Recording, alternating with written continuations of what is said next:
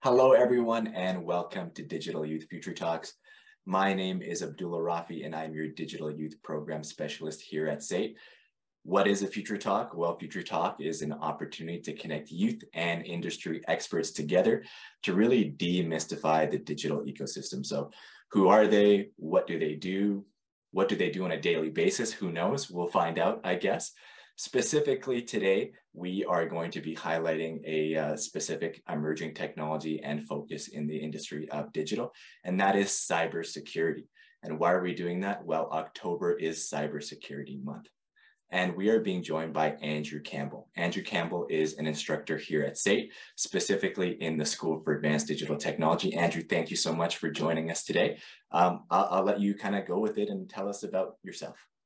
All right. Well, thanks, Abdullah, for having me here today. I love getting together for these kind of things so that we can chat about cybersecurity. When I'm with my friends, I chat about cybersecurity all the time, and some of them love it, and some of them like, oh, Andrew, again. But I've been at SAIT for actually 5 years now, and I teach in the Information Systems Security program. So that program it's geared specifically towards cybersecurity. Everything in there. We've got IoT, we've got hardware security, we've got military strategy. We learn about offensive, so that's sort of like that attacking piece, and then we learn about a lot about defensive tactics, so how that's protecting against the offensive things. In my career, before I came to SAIT to be a teacher, I worked in various information systems roles. So from help desk, helping people with tickets on broken computers, to working in a information systems auditing role where we were downtown and we were working with companies like Husky and Atco and ConocoPhillips and doing sort of like what we'd call like gap analysis and finding where are those security weak points and then helping our clients patch those holes. And so now I find myself as a teacher at SAIT being able to pass on some of those experiences to folks that are interested in security. Very cool, very cool. So I love, cybersecurity, like you mentioned, there's IoT, there's military strategy, there's like a whole bunch of things within that world of cybersecurity. But if you were to kind of define it, I guess, like what is cybersecurity? It's like this nebulous umbrella of things. What would you kind of describe cybersecurity as? Well, that's a really good question, because cybersecurity actually it's really big. And the more that I study, because I study all the time to keep my skills sharp, I realize how huge it is. And we often break it down into like offensive things. So like red team, how are we going to do a penetration test on a client? Or defensive, how are we going to protect against those things? But the whole world of cybersecurity it's much bigger than just those two things. And we have our IT, it connects us. Right now we're chatting over a Zoom call. And then yesterday I was on an MS Teams call with my whole class, or I was sharing documents. And cybersecurity really is sort of this overarching mentality that is saying that all of these pieces, humans and technology, have to be taken care of and protected from accidental things that could happen, or even intentional things that could happen.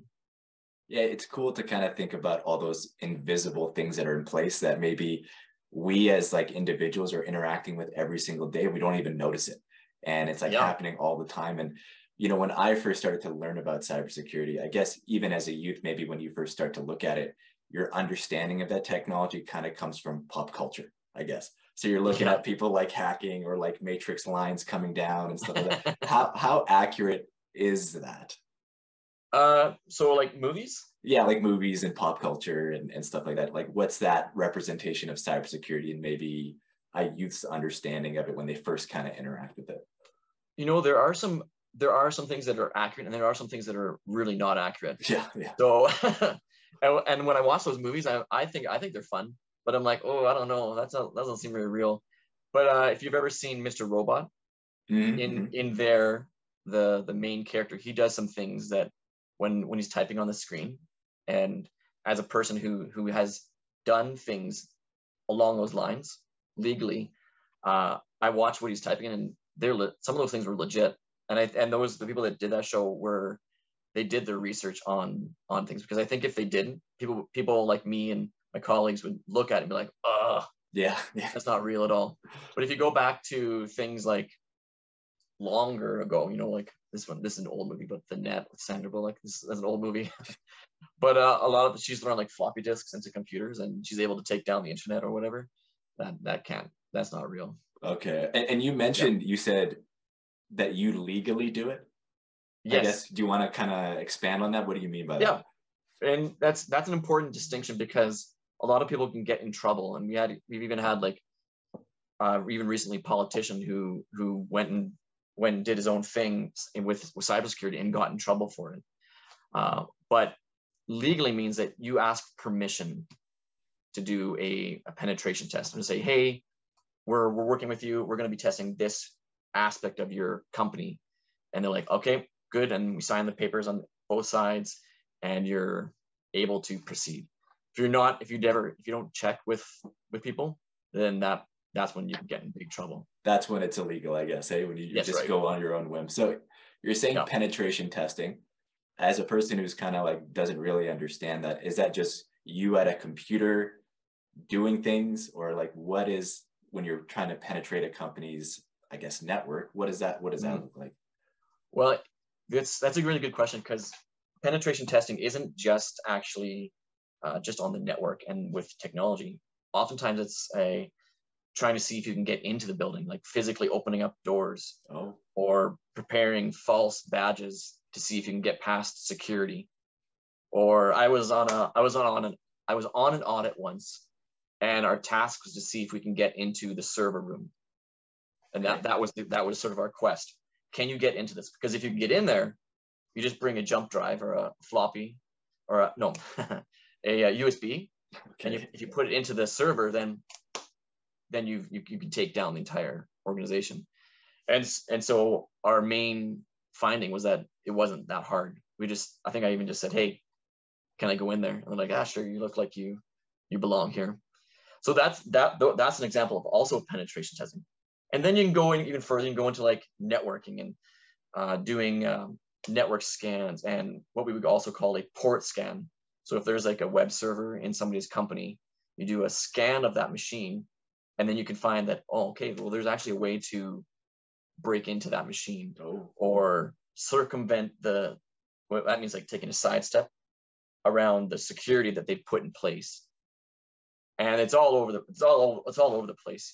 You really have to do it's exploring. And that's kind of the reason I really like it, because it's like a giant puzzle that you have to like try and solve. And the puzzle is different every single time. And then if you are able to like get into the company, you just send a report to the people and say, hey, you need to fix this. And then they do fix it, and that makes them that much stronger. And I really like seeing companies get stronger because of the work that we do in cybersecurity. Super, super fascinating to think that there's like an actual like Mission Impossible-esque physical component to cybersecurity. So it's not only at the desk, but there's a lot of vulnerabilities in real life, I guess, too, that, you can kind of just walk into a room. And, I've always heard about like, if you find a USB drive on the ground and you find it at a coffee shop, probably just don't plug it into your computer just in that's case. A bad thing. Is that something that like is actually concerning? Yeah, totally. And I've literally done that on an audit for security. We left a bunch of USBs around in a public space inside of a company, and then we had a script on the USB that would detect who it was that plugged it into the machine, because it's really bad. You don't know what's on that thing, and it could be ransomware. That'd be one. Any other kind of malware, backdoors into the company. Super fascinating. So as a SAIT instructor, then what are you teaching, or is this what you're teaching to the students, or like how do you get to where you are today from like, I'm interested in cybersecurity, where do I kind of start? Like what's that journey look like? Well, if you want to get started in cybersecurity, I can talk a little bit about how I got into it. Yeah, sure. Okay. So when I didn't think that I'd be in cybersecurity. So when I finished high school, I went off to college and I did a degree in human services, thinking that I would be doing sort of social work type of stuff. And I actually worked in that field for a few years. But then I had always had a fascination with technology. And I was like, you know what, I'm going to go back to SAIT. I'm going to go back to school. I'm going to go to SAIT and do the computer systems program. And I did it. And I realized like day one, like, man, I love this. This is amazing. I love being able to work with these computers, and just being able to get my hands in there was awesome. And I didn't know, but I would also have a love for cybersecurity. And it was when I was in my third semester, or it was a little bit earlier actually, but it was just before my second year. One of my instructors, Tim Williams, hi Tim, if you're watching, he told me all kinds of like stories about him doing cybersecurity in the field, and they blew me away. And I was like, this is amazing. And from that, I decided like I would love to be able to stay in cybersecurity. And so that was the turning point for my career. I was like, all right, I'm gonna focus on that. And then I was able to, when I graduated, get an opportunity to join an information systems auditing firm. That's where we go and we actually check out some of these gaps and tell people how to improve. And then I spent a few years with that firm. And then I went off and did some like help desk type roles. But I always had in the back of my mind that I wanted to be in cybersecurity. So some of my jobs weren't like, you're the security person here, but I always made an effort to find opportunities to do that. And then my most recent opportunity that I'm pursuing is like I'm still teaching at SAIT, and I love it. But I actively engage with YouTube, and I find that students really enjoy YouTube, and I have them in my labs. And can I do a shout out for my channel? Yeah, absolutely. Yeah. Okay. If you want to find some of my content, you can search Red Blue Labs, and that's my YouTube channel. Red being in security, we have red and we have blue. Red is sort of the offensive, attacking, and blue is the color for defense. And so that's where I came up with the name for it. And I also do blogging. So my blog would be APT-secure, and APT standing for Advanced Persistent Threat, which is something we learn in security. And there's all kinds of like hacker groups across the planet that are what we would call an APT.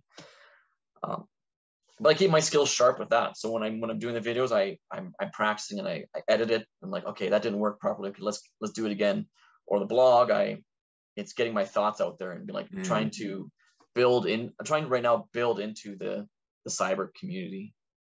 No, that's so cool to even hear like your career pathway starting in like human services, and then you found this passion. And then not only is it like, cybersecurity, this huge emerging industry, but also you clearly have a passion for it as well, which is like awesome. You do it on your own time, you explore it.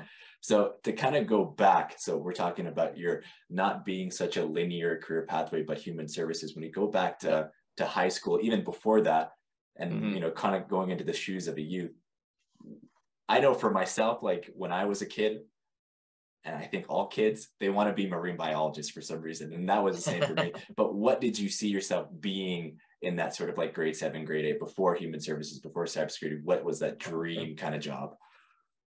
Oh, that's a really good question.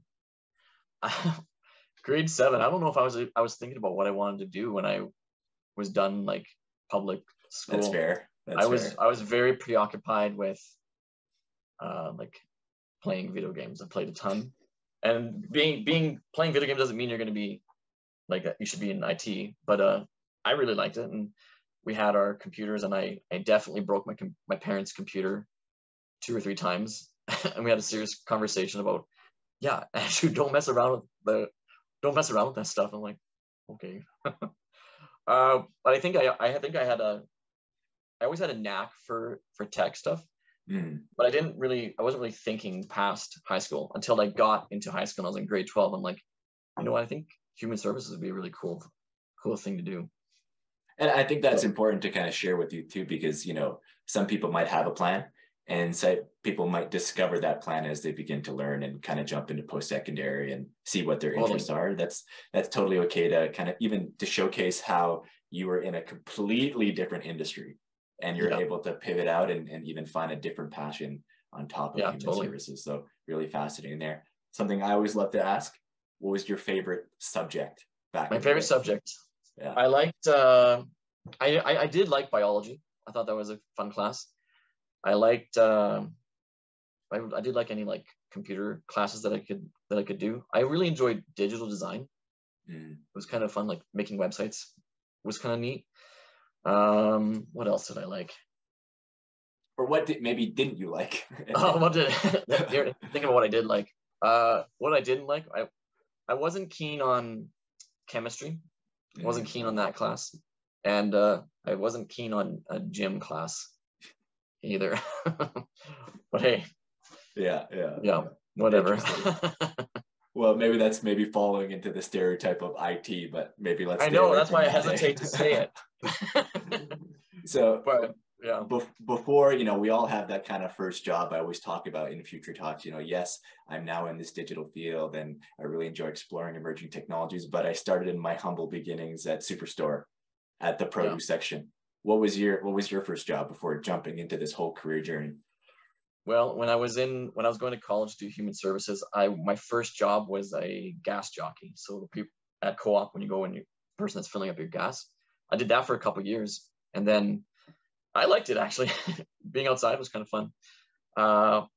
And then I left that and did a security job, like actually physical, like walking around at the school that I was going to, and I was the late shift. I was closing the building at like 11 p.m. So not that I'm an intimidating presence. That's probably why they put me late at night, but it was a job. Well, so I guess from physical security to that's right, digital security, you've always had that career pathway in mind. That's right. So that's interesting. One thing I do like to always talk about, sometimes we at Digital Youth, we really like to kind of stress that idea that no matter what field you're going into, so if you're going to be like a teacher or in the trades or in engineering or being a doctor, there's always some sort of like digital component to whatever career you're going into. And sometimes what youth say to themselves is, what if I'm personally not techie? Like you said, I kind of I was interested in computers when I was young. I kind of played video games. I kind of like to tinker, but sometimes we don't see ourselves personally as being techie. Is there a space for us non-tech people in the world of cybersecurity? Oh yeah, and the answer to that is definitely yes. Oh, cool. Okay, cool. Cybersecurity is so big that we need people that have like an interest in it, but there's roles that you can do that are not like on the computer doing penetration tests or hacking, right? So this might sound boring, but there is a need for people that are able to like read documentation or being able to produce policies for companies. That's a huge need for companies because that's actually one of the areas that we would analyze for gaps. You're like, okay, what are you saying that your staff can or can't do? Oh, you didn't say that they can't do that. That means that they can do that, and that might happen, right? There's roles called business analyst, and business analysts, they're all over the place, but they often end up being the middle person between the super tech minded people and then the business side. And the business side and the tech sides, sometimes they just don't work well together because they've got different objectives, right? The business analyst sits in the middle and is the translation between those two parties. And so business analysts, they get good at everything. They get good at the business side. They get really good at the lingo for tech stuff. But there's tons of needs for people that wouldn't call themselves tech minded. But I highly encourage you, if you're interested in security, like explore it. That's why I love, what's one of the things I love about our organization, SAIT, is that people can come and they can try it out. Like maybe you find out you didn't like it. I've had students that have come in and they've been in there and they realize partway through, like, you know what, actually this isn't for me. And then we have a really good conversation, like, what do you like? And I remember one time somebody said, I really like working on old cars. It really gets me jazzed. And I'm like, go do that. You really like it? Go do it. Whatever makes you happy in your career is what you should be doing. And you know, with cybersecurity, there's a level of like, yeah, there's this professional world of cybersecurity, but there's also your own personal cybersecurity. Like, how do you keep yourself safe, and you know, what's a good password, and all that piece. And just in the news, not to date this future talk in the future when people watch this, but just in the news, a very big gaming organization called Rockstar, the creators of Grand Theft Auto, they had a huge breach in their network, and almost all of their game source code, I think possibly a bunch of videos got leaked. The same hacker also hacked Uber, so this person's just everywhere. So in talking about people actually accessing other people's data, what can I do personally to protect my cybersecurity or to protect my digital footprint? Well, there's one thing you can do right away is making sure that you are not using the same password for different accounts. Like that's a huge one. That's going to save you some headaches right away. And making, like, I would recommend people, instead of a password, a passphrase. Because then when you say like a whole sentence, it's easy. It's pretty easy for somebody to remember like a really weird sentence, right? As opposed to a password, which is a single thing. Because then if passphrase, you can have a whole bunch of characters, so like letters and numbers and special characters. And that, once you get into like that really long passphrases, it's really hard, if not impossible, to actually crack that password. But when you get those little itty bitty ones, those can be cracked in minutes. Okay, interesting. And minutes. In minutes, Oh wow, okay.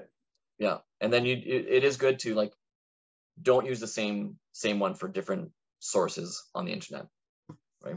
What are your thoughts on a password manager? Is it kind of like a good thing to have a really strong passphrase and then have something manage everything, or is it just like keep it in here, or write it in a notebook that you hide? Like, what are your thoughts on that?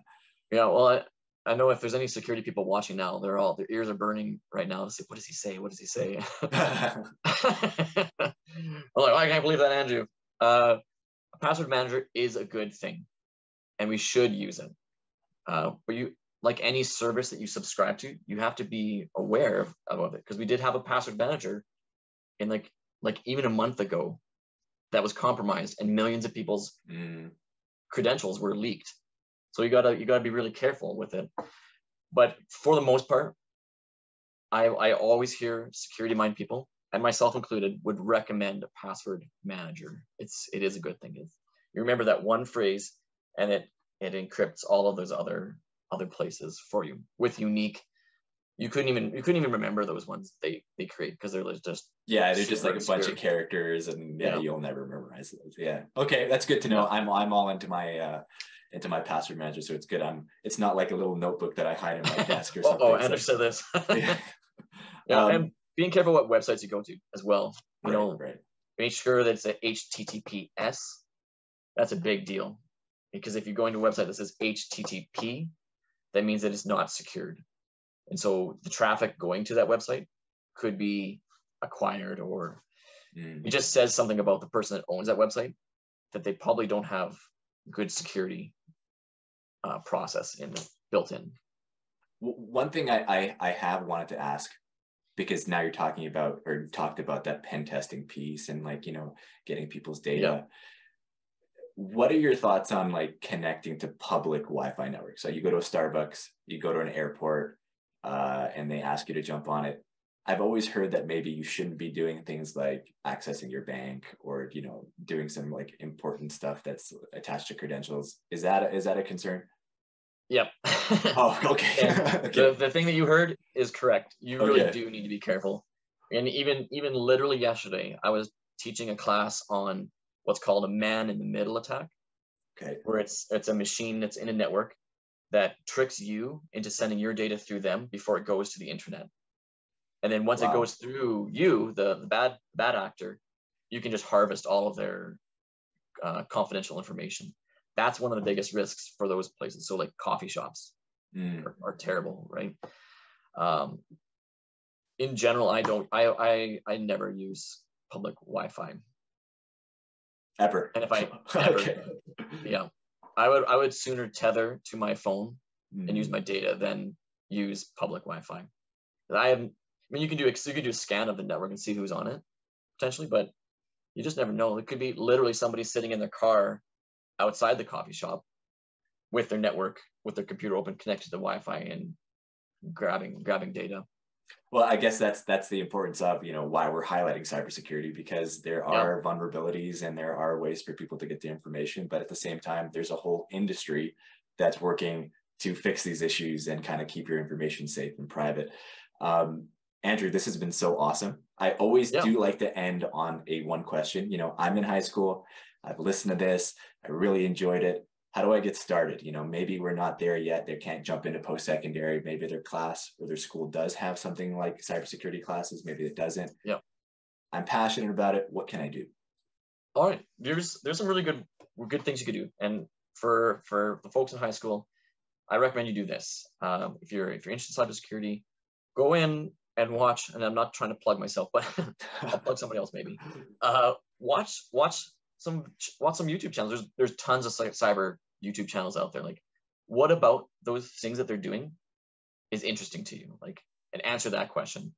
There's some places you can actually do some legit actual hacking, and it's good. So there's a resource called Hack the Box. Mm-hmm. There's a free version and there's a paid version, but you're presented with a machine and you actually can practice hacking it. Now, Hack the Box is pretty hard, but the learning is phenomenal. There's another resource called Try Hack Me, and these are both websites, by the way, and you can that's a nicer way to get into exploring sort of the cybersecurity, because they have a lot of training in there. They sort of walk you through all the steps to do sort of the hacking type stuff. There's other websites like Vulnhub, VULNHUB.com or .org, one of the two. Google it and you'll find it. But they have previous what's called a capture the flag machines.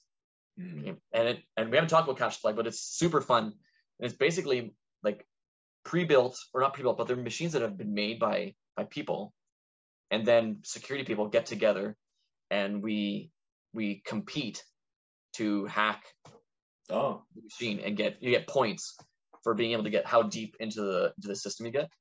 And so at SAIT, we do capture the flag events. In October, we're doing one that we're competing with an Australian school, and we're competing with a school in Singapore.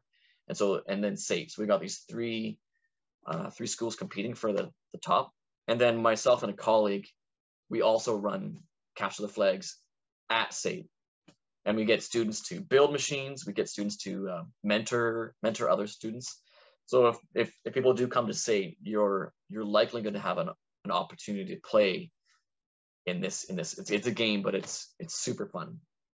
So there you go. Hack the Box, Try Hack Me, capture the flag events, watching security YouTubers would be really good ways to get into. And then go and ask around, like trying to find people that could tell you more about it.